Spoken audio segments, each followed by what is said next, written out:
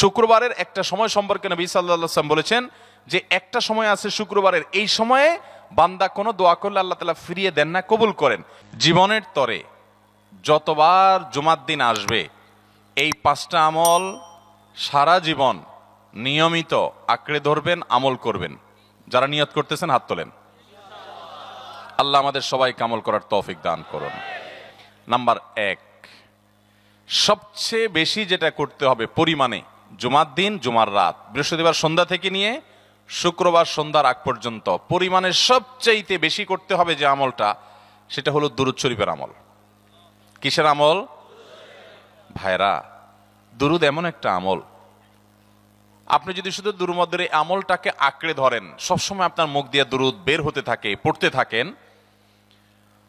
তো নবী করিম সাল্লাল্লাহু আলাইহি সাল্লামের ভাষ্য অনুযায়ী, তার ওয়াদা অনুযায়ী, ইদান তুকফা হাম্মুক ওয়া তুগফার যামবুক, তোমার যত পেরেশানি আছে নবী সাল্লাল্লাহু আলাইহি সাল্লাম বলেছেন এই সব পেরেশানি দূর করার জন্য এই দুরূদের আমলটা যথেষ্ট হবে ইনশাআল্লাহ। এবং গুনাহ মাফের জন্য এই দুরূদের আমলটা কি হবে? যথেষ্ট হবে। নবী করিম সাল্লাল্লাহু আলাইহি সাল্লাম বলেছেন, মান সাল্লা আলাইয়া মাররাতান সাল্লাল্লাহু আলাইহি আশরা, যে ব্যক্তি আমার প্রতি একবার দুরূদ পাঠ করবে, আল্লাহ রাব্বুল আলামিন তার প্রতি 10 বার রহমত নাজিল করবেন। কয়বার রহমত নাজিল করবেন? আপনার জীবনে 10টি জায়গায় খুব ক্রাইসিসে পড়ে গেছেন, কোন জটিল সিচুয়েশনে মুখোমুখি হয়ে গেছেন, বিপদের মধ্যে পড়ে গেছেন, ওই জায়গায় আল্লাহর রহমত পাবেন। এরকম একবার দুরূদ পাঠ করবেন হক আদায় করে, যথাযথভাবে মহব্বতের সাথে 10 বার আপনার জীবনে আল্লাহ তাআলা অনুগ্রহ নাজিল করবেন। নবী করিম সাল্লাল্লাহু আলাইহি ওয়াসাল্লাম বলেছেন, আকসিরু আলাইয়া মিনাস সালাতি মিন ইয়াউমিল জুমআতি ওয়া লাইলাতিল জুমআহ, তোমরা জুমার দিন এবং জুমার রাতে আমার প্রতি বেশি বেশি দুরূদ পাঠ করবে, দুরূদ প্রেরণ করবে। ফাইন্না সালাতাকুম মা'রুদাতুন আলাই, কারণ তোমরা যে দুরূদ পাঠ করো এটা আমার কাছে পেশ করেন আল্লাহর ফেরেশতারা, এবং রীতিমতো নামধাম সহকারে আল্লাহর একদল ফেরেশতা নিয়োজিত আছে। তারা বলেন, আল্লাহ, হে আল্লাহ রাসূল, আপনার অমুক উম্মত, অমুক অনুসারী, আল্লাহর অমুক বান্দা পৃথিবীর অমুক প্রান্ত থেকে, অমুক দেশ থেকে, অমুকের সন্তান, সে আপনার প্রতি দুরূদ পেশ করেছে এই জুমার দিনে, জুমার রাতে বা অন্য সময়ে। এটা নবী করিম সাল্লাল্লাহু আলাইহি সাল্লামের কাছে রিপোর্ট দেওয়া হয় আল্লাহর নিযুক্ত ফেরেশতাদের মাধ্যমে। আপনি যখন দুরূদ পাঠ করবেন আপনার ভিতরে এই ফিল হবে যে আমি দুরূদ পাঠ করছি আর আমার নবীর কাছে এটা উপস্থাপিত হচ্ছে আমার নাম ধাম, আমার রিপোর্ট সহকারে। এই জন্য শুক্রবার দিন এবং রাত, অর্থাৎ বৃহস্পতিবার সন্ধ্যা থেকে নিয়ে শুক্রবার সন্ধ্যা পর্যন্ত এই 24 ঘন্টার মধ্যে নবী করিম সাল্লাল্লাহু আলাইহি সাল্লামের ভাষ্য খেয়াল করেন, আকসিরু আলাই, ওলামায়ে কেরাম জানেন নবী আলাইহিস সালাম সাধারণত কোনো আমল পরিমাণে বেশি করতে বলতেন না। পরিমাণে বেশি করতে বলার মতো আমল খুব কম ইসলামে। গোটা কোরআন যদি খোলেন আপনি, পরিমাণে অধিক করতে বলা হয়েছে এরকম আমল খুব বেশি পাবেন না।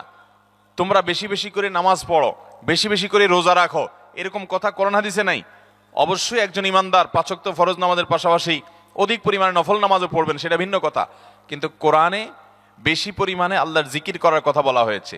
আর নবী করিম সাল্লাল্লাহু আলাইহি সাল্লাম বৃহস্পতিবার সন্ধ্যা শুরু হলে শুক্রবার সন্ধ্যার আগ পর্যন্ত বেশি পরিমাণে করতে বলেছেন যে কাজটা, সেটা হলো দুরূদ শরীফের আমল।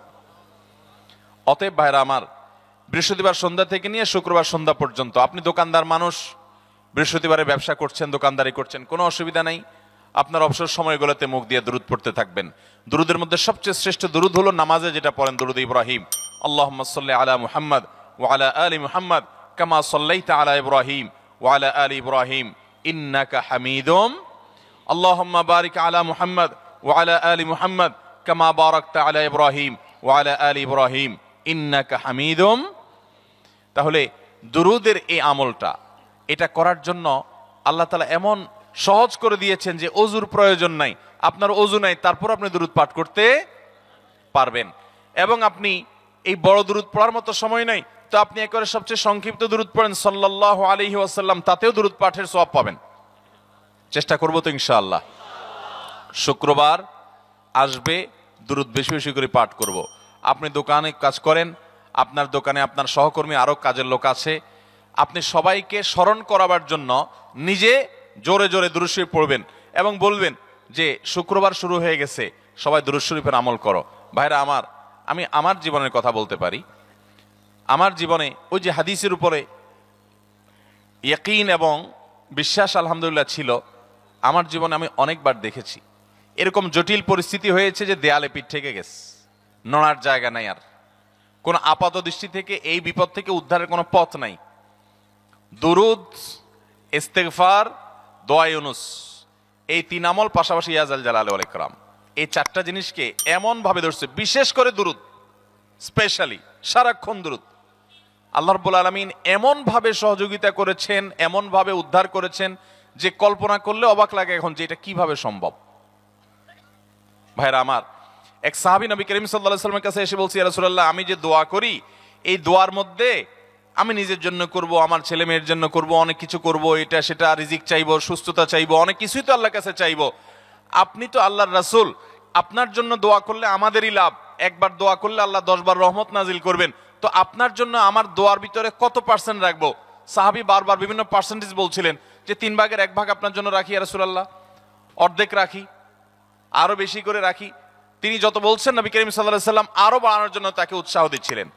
এক পর্যায়ে যখন তিনি বললেন, ইয়া রাসূলুল্লাহ, আমি আমার কোন দোয়ার সবটুকু যখন আপনার জন্য নিবেদন করব, আমি কোন একবার যখন দোয়া করব, দোয়া শুধু আপনার জন্যই করব যখন, অর্থাৎ পিওর দরুদ যখন পড়বো, নিজের জন্য আর কিছু চাইবো না, শুধু আপনার জন্যই যদি চাই কোনোবার, তাহলে তখন নবী করিম সাল্লাল্লাহু আলাইহি ওয়াসাল্লাম বলেছেন, ইদান তুকফা হাম্মুক ওয়া তুগফার যামবুক, তাহলে তোমার সকল পেরেশানি থেকে উদ্ধারের জন্য এই দুরুদটাই যথেষ্ট হয়ে যাবে, এবং তোমার সকল গুনাহ মাফের জন্য এটা যথেষ্ট হয়ে যাবে।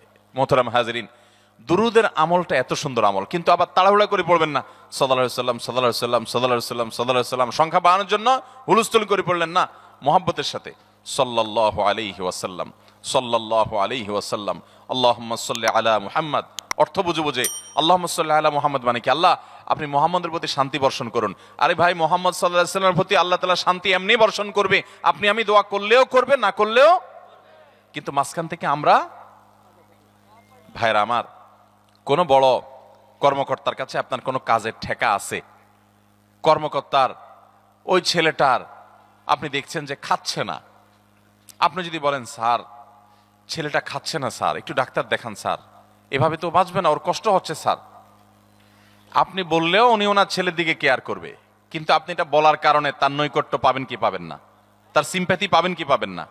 আরশে আজিমের মালিক তার হাবিবকে এত মহব্বত করেন, তিনি তার হাবিবের প্রতি এমনিতেই রহমত নাজিল করবেন, তাকে বিভিন্ন মর্যাদা আগে থেকেই দেওয়ার ঘোষণা দিয়ে রাখছেন, কিন্তু আপনি আমি দোয়া করলে আল্লাহ তাআলা তার মাধ্যমে আমাদের ভাগ্যকে সুপ্রসন্ন করে দিবেন।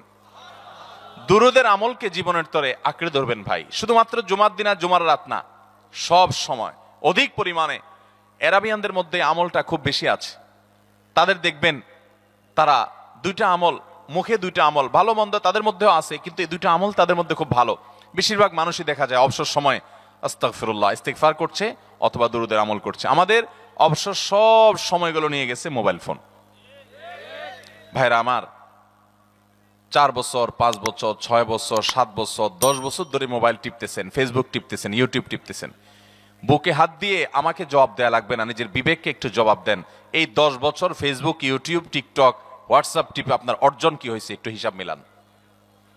এই যে স্ক্রল করতেছেন আঙ্গুল দিয়া, ঘন্টাকে ঘন্টা এই আঙ্গুল দিয়ে টানছেন টানছেন, নিচের দিকে যাচ্ছেন স্ক্রল করে ফেসবুকে, ইউটিউবে, একের পর এক, আপনার জীবনে অর্জনটা কি হয়েছে বলেন? ভাইরা আমার, এই মোবাইলের নিয়ন্ত্রণ করতে হবে, প্রয়োজনে ব্যবহার করতে হবে, কিন্তু এটাকে অনিয়ন্ত্রিত ব্যবহার করা যাবে না। একেবারে যখন তখন সারাদিন টিপাটিপি করলেন, আজকাল তো পোলাপান টয়লেটে গেলেও নিয়ে যায়। আল্লাহ তাআলা আমাদেরকে এই রোগ থেকে বেঁচে থাকার তৌফিক দান করুন। ভাইরা আমার, জীবনটাকে পরিবর্তন করতে হয়, সারা জীবন তো একরকম থাকলে হবে না। বহুত পাগলামি করেছি, আসুন নিজেকে সংশোধন করি। তাহলে জুমার দিন উপলক্ষে 1 নম্বরের আমল বলেছি, বেশি বেশি কোন আমল করতে হবে? সারা জীবন মনে রাখবো তো ইনশাআল্লাহ। বাসা বাড়িতে পরিবারের লোকদেরকে মনে করাবো তো ইনশাআল্লাহ। আমি আমার ড্রাইভার থাকুক, আমার ছেলে মেয়ে থাকুক, আমার পরিবারের লোক থাকুক, আমি আমার কথা আপনাদের বলি উৎসাহের জন্য, যে জুমার দিন শুরু হয়ে গেলে আমি না, আমার পরিবার অন্যান্যরাও একে অন্যকে আমরা স্মরণ করে দিই। কে কে দুরূদ পড়তে কতবার পড়ছো, কেউ পড়ছে কিনা একবারও, সন্ধ্যা হয়ে গেছে, অনেক হয়ে গেছে, সবাই শুরু করি, আমলটা করবো তো ইনশাআল্লাহ। নাম্বার 1। নাম্বার 2, জুমার দিন উপলক্ষে অন্য যে কোনো দিনের চাইতে জুমার দিন অর্থাৎ শুক্রবারের ফজর নামাজ পুরুষরা মসজিদে জামাতের সাথে পড়বেন, জামাতের সাথে পড়ার নিয়ত করবেন পাক্কা। কারণ অন্য যে কোনো দিনের ফজর নামাজ না, শুধুমাত্র যত নামাজ আছে, নবী করিম সাল্লাল্লাহু আলাইহি সাল্লাম বলেছেন আফদালুস সালাওয়াতে ইনদাল্লাহ, আল্লাহর কাছে দুনিয়ার সব নামাজের মধ্যে, 5 ওয়াক্ত সাধারণ নামাজগুলোর মধ্যে সবচেয়ে উত্তম নামাজ হলো সলাতুল ফজরে মাআল জামাআতে ইয়াউমাল জুমআ, জুমার দিন ফজরের নামাজ জামাতের সাথে আদায় করা হলো যত নামাজ আছে এর মধ্যে সবচেয়ে শ্রেষ্ঠ নামাজ। তাহলে জুমার দিনে এই বিষয়টা বিশেষভাবে খেয়াল রাখবো। জুমার দিন ফজর নামাজটা পুরুষরা কোথায় পড়বো, এবং সেটা বৃহস্পতিবার থেকে পরিকল্পনা শুরু করবো যে কালকের ফজর নামাজ যাতে কোনো অবস্থাতে আমার মিস না হয়। আমাদের আখিরাতের ব্যবসা এটা ভাই, আখিরাতের কারেন্সি সংগ্রহ করা। যত খুঁটে খুঁটে ভালো ভালো আমলগুলো করবেন, আপনার আমল নামাতে আমল সওয়াব জমা হতে থাকবে। চেষ্টা করবো তো ইনশাআল্লাহ। আমাদেরকে শয়তান অন্যদিন ফজরের নামাজ পড়ার সুযোগ হলেও শয়তান এমন ভাবে আমাদেরকে ধোঁকা দেয়, শুক্রবারে ফজরটা পড়াটা সবচেয়ে বেশি কঠিন হয়ে যায়। কেন জানেন? কারণ ইবলিস তো জানে হাদিস, আপনি জানেন না, হয়তো অনেকে হয়তো আজকে শুনছেন, আমি কোনো হাদিস না জানতে পারি, ইবলিস ঠিকই জানে যে ফজর নামাজ এই দিন যদিও জামাতের সাথে ফজর পড়ে ফেলায়, তাহলে তোর আখিরাতের ব্যবসা অনেক দূর আগে যাবে। ওর সাথে তো আমাদের বাবা আদমের সাথে সেই চ্যালেঞ্জ, আদম আলাইহিস সালামকে সেজদা করতে বলা হয়েছে, সে তো করে নাই, তার সৌজন্য বা তার জন্য সেজদা নিবেদন করে নাই। আল্লাহ তাআলা সেজন্য তাকে জান্নাত থেকে বের করে দিয়েছে। তার কারণে এই ইবলিস তখনই আল্লাহর সাথে, আল্লাহর সামনে চ্যালেঞ্জ ছুড়ে দিয়েছে আদম আলাইহিস সালামের সাথে যে লা উবিয়ান্নাহুম আজমাইন, আমি আদমের সব সন্তানগুলোকে পথহারা করে ছাড়বো, ওদেরকে জান্নাতের পথে চলতে দিব না। এই জন্য আল্লাহ তাআলার কাছে সে কিছু পাওয়ার চাইয়া নিছে।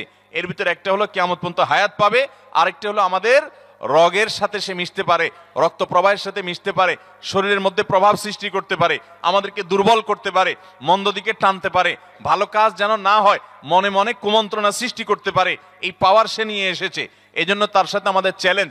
সে হাদিস জানে যে জুমার দিন ফজর পড়লে আমাদের অনেক লাভ হয়ে যাবে। এই জন্য সে বৃহস্পতিবার রাতে, অন্যদিন যদি আপনি 10টা 11টা বা 11:30টায় ঘুমান, 12টায় ঘুমান, জুমার দিন অর্থাৎ বৃহস্পতিবার দিবাগত রাতে আইসা ইবলিস বলে, আরে পাগল হইছস, কালকে হলো শুক্রবার, দোকানদারি নাই, ব্যবসা নাই, চাকরি নাই, মহিলাদেরকে বলে কালকে পোলাপানের স্কুল নাই, মাদ্রাসা নাই, আজকে একটু টক শো, মিষ্টি শো, নাটক, সিনেমা, ইউটিউব, ফেসবুক, ওয়াজই শুন অন্তত।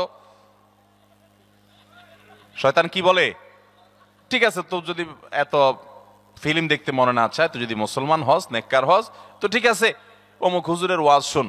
এই হুজুরের ওয়াজ শোনাত লাগাই দিয়ে রাতে 1টা 2টা পর্যন্ত পার করে দিল। এরপরে ফজর নামাজ ওর জামাতের সাথে মিস, শেষ।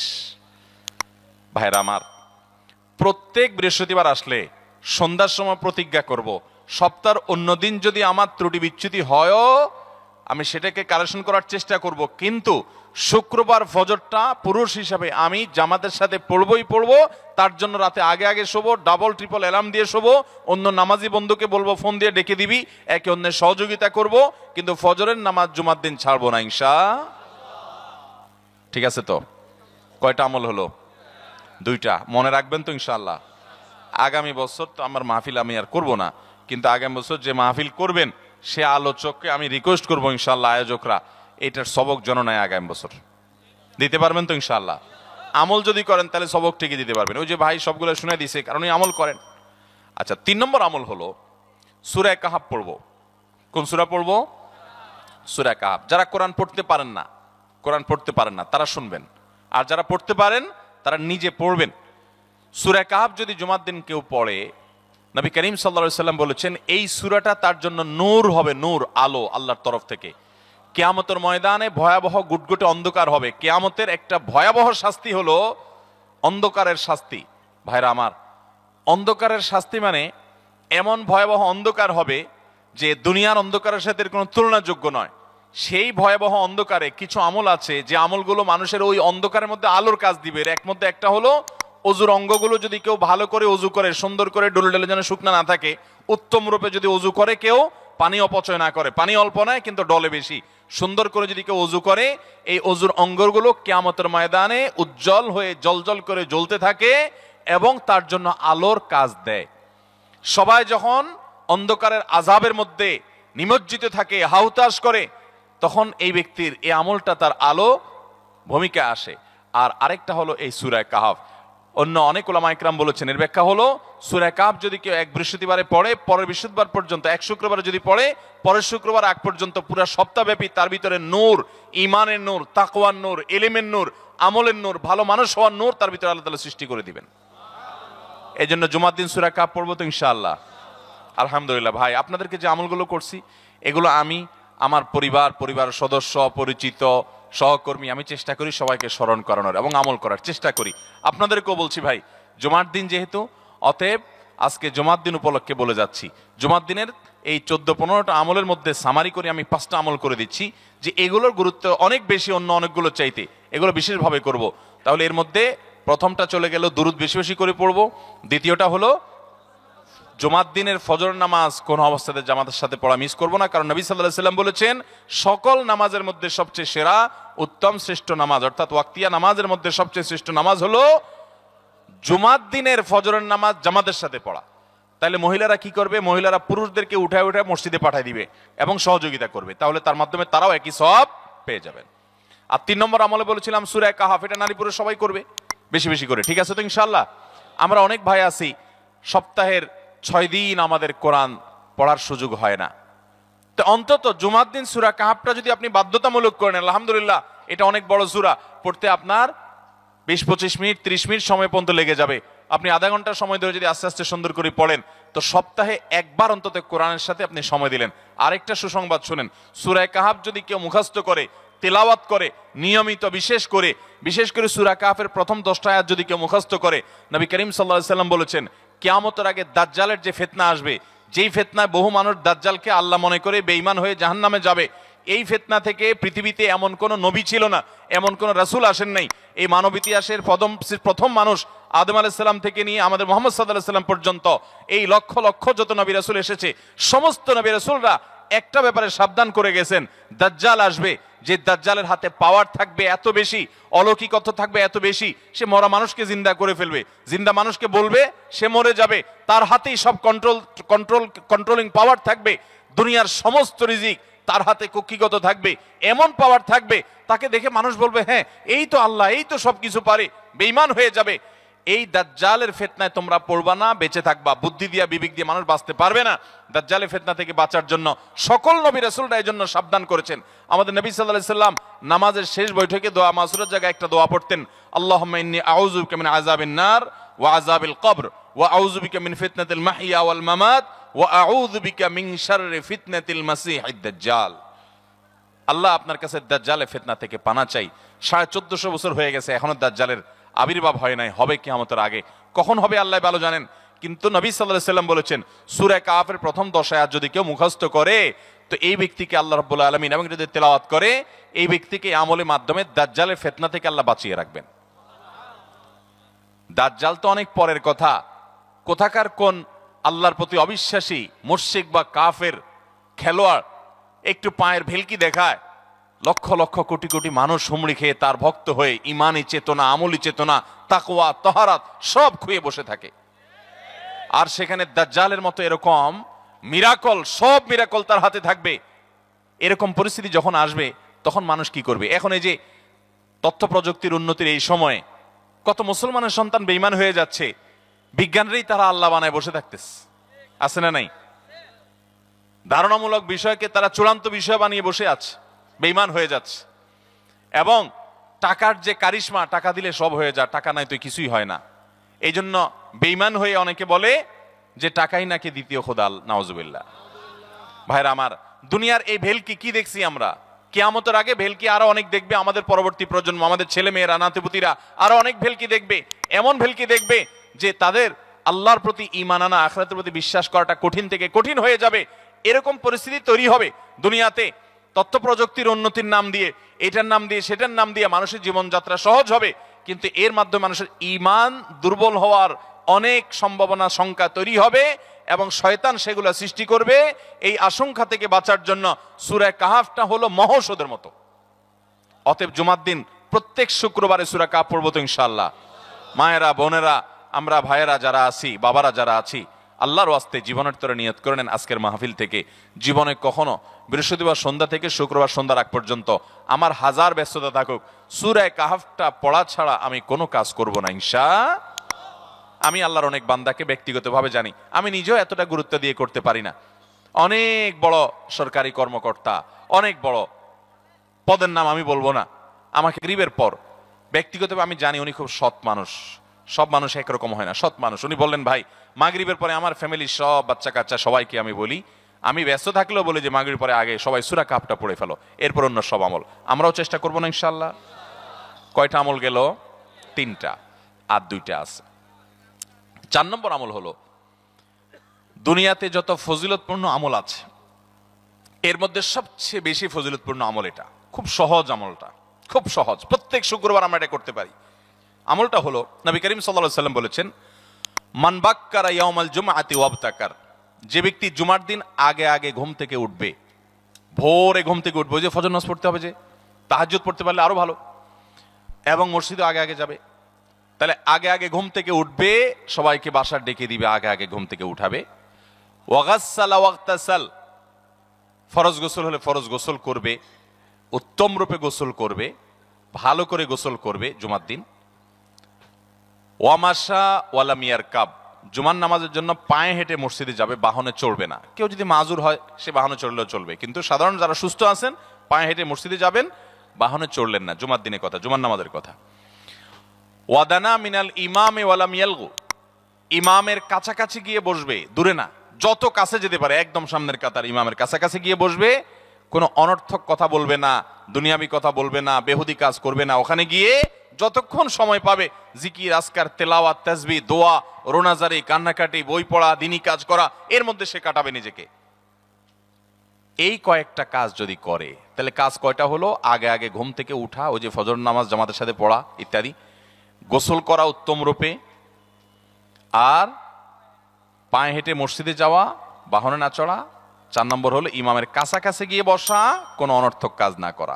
এই 4টা কাজ যদি কেউ জুমার দিনে করে, নবী করিম সাল্লাল্লাহু আলাইহি সাল্লাম বলেছেন, ওই ব্যক্তি বাসা থেকে মসজিদ পর্যন্ত যে আসলো, যতগুলো পা ফেলবে, যতগুলো স্টেপ ফেলবে, যতগুলো কদম দিবে, প্রতিটা কদমের বিনিময়ে আল্লাহ রাব্বুল আলামিন তার অ্যাকাউন্টে, তার আমল নামাতে 1 বছর রাত জেগে, সারা রাত জেগে তাহাজ্জুদ নামাজ পড়লে, এবং 1 বছর সারা দিন, প্রত্যেকটা দিন পুরা বছর জুড়ে নফল রোজা রাখলে যে পরিমাণ সওয়াব পাইতো, 1 বছর নফল রোজা, 1 বছর রাতভর জেগে তাহাজ্জুদের নামাজ পড়ার সওয়াব মাত্র একটা কদম ফেলার বিনিময়ে দিবেন। তাহলে আপনার বাসা থেকে যদি মসজিদে আসতে 100টা কদম হয়, 100 বছরের নফল নামাজ, 100 বছরের নফল রোজা, আপনি এটার সওয়াব আপনার অ্যাকাউন্টে জুমার দিন মাত্র 4টা কাজ করার মাধ্যমে আপনি পেয়ে যাবেন। এবং এটি অনেক হাদিস বিশ্লেষকগণ বলেছেন, কোরআন হাদিসে বহু ফজিলতের কথাই বলা আছে, এত বিপুল পরিমাণে, এত অধিক পরিমাণে সওয়াবের কথা যে কারো বাসা থেকে অনেকের আছে যেতে 500 স্টেপ পড়বে। 500 স্টেপ পড়লে কতটুকু হয়? সামান্য একটু জায়গা যেতে 500 কদম হয়ে যায়। অনেকের বাসা থেকে যদি 500 কদম পড়ে 300 কদম হয়, তো সে এই 500 বছর নফল নামাজ, নফল রোজা, রাত ভর দিন ভর করার সওয়াব, কন্টিনিউয়াসলি করার সওয়াব মাত্র এই মসজিদে গেল আসলো, এই 4টা শর্ত পূরণ করে সেটা সওয়াবটা পেতে পারে। যদি সপ্তাহে 4 জমা হয় তাহলে 4 বার 500 করে যদি হলো 2000 বছর, এভাবে তার আমল আমাদের সওয়াবের পাহাড় সে জমা করতে পারে শুক্রবারের ছোট্ট আমলটার মাধ্যমে। চেষ্টা করব না ইনশাআল্লাহ? আমি দেশে বিদেশে অনেক আল্লাহর বান্দাকে আমি শুনেছি, এই হাদিস আমি যেদিন থেকে জেনেছি, আমি চেষ্টা করেছি এটার আমল, এটার প্রচার মানুষের মধ্যে ছড়ানোর। আমি যখন সৌদি আরবে আজ থেকে আর অনেক বছর আগে, তখন কোন এক বক্তব্যে আমি আমলের কথা বলেছি। আমার অনেক ভাইরা দেশে বিদেশে দেখে বলছেন, ভাই আমলটা শুরু করেছি, আমার কাছে ভালো লাগে, আপনারাও আমলটা করবেন, অন্য আরেকজনকে শিখাবেন এবং দাওয়াত দিবেন। ঠিক আছে তো ইনশাআল্লাহ? তাহলে কয়টা আমল গেল? 4টা। 1 নম্বর গেছে বেশি বেশি দুরূদ পাঠ করা, 2 নম্বর হলো জুমার দিনে ফজর নামাজ জামাতের সাথে পুরুষরা পড়া, 3 নম্বর হলো সূরা কাহাফ পড়া, তেলাওয়াত করা, আর 4 নম্বর হলো এই 4 শর্ত পূরণ করে মসজিদে আগে আগে গিয়ে সুন্দর করে খুতবা শুনে চলে আসা, কোনো কথাবার্তা, খুতবা চলাকালীন সময় কোনো কথাবার্তা, অনর্থক কাজ না করা। 5 নম্বর এবং সর্বশেষ আমল হলো, জুমার দিনে একটা সময় আছে দোয়া কবুল হয়। দোয়া কবুলের যে সময়গুলো আছে এর ভিতরে অত্যন্ত ইম্পর্টেন্ট একটা সময় হলো জুমার দিন। শুক্রবারের একটা সময় সম্পর্কে নবী সাল্লাল্লাহু আলাইহি ওয়াসাল্লাম বলেছেন যে একটা সময় আছে শুক্রবারের, এই সময়ে বান্দা কোনো দোয়া করলে আল্লাহ তাআলা ফিরিয়ে দেন না, কবুল করেন। কিন্তু সময়টা যে ঠিক কখন, এটা হাদিসে নবী সাল্লাল্লাহু আলাইহি ওয়াসাল্লাম বলেন না, যাতে করে হয়তো আমরা সারা দিনেই কম বেশি দোয়ার চেষ্টা করি। এই বিষয়ে মুহাদ্দিসগণ, হাদিস বিশ্লেষকগণ, পণ্ডিত ওলামা একরামগণ হাদিসের বিভিন্ন আকার ইঙ্গিতকে গবেষণা করে অ্যানালাইসিস করে এক একজন এক এক সময়ের কথা বলেছেন। তবে বেশিরভাগ ইমাম, বেশিরভাগ পণ্ডিত ওলামা একরাম, বেশিরভাগ আপনার ইসলামিক স্কলারগণের বক্তব্য হলো যে এই সময়টা হলো জুমার দিনের শেষ প্রহর, আসরের পর থেকে নিয়ে সূর্য ওঠার আগ পর্যন্ত এই সময়টা। অতএব আমরা জুমার দিনের 5 নম্বর আমল হলো বেশি বেশি করে সারাদিনই কম বেশি দোয়া করব। দোয়ার জন্য সবসময় হাত তোলাও জরুরি না, যদিও সাধারণ অবস্থায় দোয়ার জন্য হাত তোলা আদব, কিন্তু আপনি চলতে ফিরতে, উঠতে বসতে, কাজের ফাঁকে আপনি আল্লাহর কাছে মনে মনে দোয়া নিবেদন করবেন। অনেক চাওয়া আমাদের কাছে, আমাদের আল্লাহর কাছে আছে। ভাইরা আমার, নবী আলাইহিস সালাম বলেছেন কারোর পায়ের জুতার ফিতাটা ছিঁড়ে গেছে হাঁটার সময়, এটার এমন কি, লাগালে ঠিক হয়ে যাবে, কিন্তু একজন ইমানদার ওইটার জন্য সে আল্লাহর কাছে সাহায্য চাইবে। আল্লাহ, এটাও একটা বিপদ, একটা ছোট বিপদ থেকে অনেক কিছু ঘটে যায়, আপনি আমাকে উদ্ধার করেন। সে সবসময় আল্লাহর দিকে মনোনিবেশ করবে। নবী করিম সাল্লাল্লাহু আলাইহি সাল্লামের পুরো জীবনকে যদি আপনি অ্যানালাইসিস করেন, আপনি অবাক হয়ে যাবেন। একটা বই আছে বাংলায়, বান্দার ডাকে আল্লাহর সাড়া, এটা বাংলা অনুবাদিত নাম। এই বইয়ের লেখক হলেন হিসনুল মুসলিমের যে রচয়িতা উনি শেখ সাঈদ আল গাহতানী রহমতুল্লাহি আলাই। ওনার সোহবতে যাওয়ার, ওনার সান্নিধ্যে থাকার, একাধিকবার খুব কাছাকাছি বসার সুযোগ আমার হয়েছে। সৌদি আরবের একজন বড় আলেম ছিলেন, দুনিয়া থেকে চলে গেছেন। তো ওনার লেখা বান্দার ডাকে আল্লাহর সাড়া, এই বইটা বেশ মোটা সোটা একটা বই। পুরোটা পড়বেন যে নবী করিম সাল্লাল্লাহু আলাইহি সাল্লামের জীবনে যে কত রকমের দোয়া করতেন। আল্লাহ আজকার নামে একটা বই আছে ইমাম নববীর, এটাও বাংলা হয়ে গেছে অনুবাদ, আপনি পড়লে অবাক হয়ে যাবেন।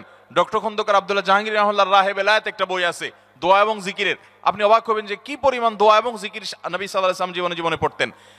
ঘুম থেকে উঠার সময় দোয়া আছে না নাই? এরপরে ঘুম থেকে উঠে যখন আপনি বাথরুমে যাবেন দোয়া আছে না নাই? আবার টয়লেটে গেলেন, টয়লেট সেরে আসলেন, আপনি ওযু করবেন, ওযুর জন্য দোয়া আছে না নাই? বিসমিল্লাহ। এরপরে ওযু শেষ করলেন, কালিমায়ে শাহাদাত আছে না নাই? এরপরে আপনি যখন ঘর থেকে বের হয়ে মসজিদে যাবেন, বের হওয়ার দোয়া আছে। বের হয়ে আপনি মসজিদে যাচ্ছেন, যাই পথে পড়ার আলাদা দোয়া আছে। এরপরে আপনি মসজিদে প্রবেশ করবেন, তার জন্য দোয়া আছে। মসজিদে ঢুকার পরে মসজিদে ঢুকার নামাজ আছে। এরপরে মসজিদে নামাজ বন্দিগি ইবাদত জিকির করে বের হচ্ছেন, সেটার জন্য আবার দোয়া আছে। আবার আপনি যাচ্ছেন, কাজকর্মে যাচ্ছেন, বাজারে যাচ্ছেন, সেটার দোয়া আছে। স্ত্রী সহবাস করার সময় দোয়া আছে। দোয়া নাই, জিকির নাই, এমন কোনো মুহূর্ত ইমানদারের জীবনে থাকতে পারে না।